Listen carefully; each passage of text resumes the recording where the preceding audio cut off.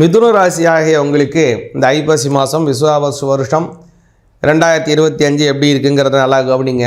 இந்த மாதத்தில் உங்களுக்கு ஒரு பெரிய ஒரு சாதகம் என்னன்னு கேட்டிங்கன்னா, சூரிய பகவான் தான். அவர் 5ஆம் இடத்துல போகிறாரு. அவர் நீச்சம் ஆயிட்டாரே அப்படின்னு நினைக்காதீங்க. நீச்சம் அடைஞ்சாலும் கூட அது ஒரு நல்ல அமைப்பில் தான் போகிறாரு. குறிப்பாக சொல்லணும் அப்படின்னா, அந்த சூரிய பகவான் உங்களுக்கு 3க்கு உடையவர். அந்த 3க்கு உடைய சூரிய பகவான் 5ஆம் இடத்துல நீச்சமடைவது நல்லது. முக்கியமாக சொல்லணும்னா குழந்தை பாக்கியத்தை கொடுக்கும். 5ஆம் இடம் குழந்தை பாக்கியம். அதுக்கப்புறம் உங்களுடைய மன விருப்பம், அதாவது காதல் சம்பந்தப்பட்ட விவகாரங்களுக்கும் 5ஆம் இடம்.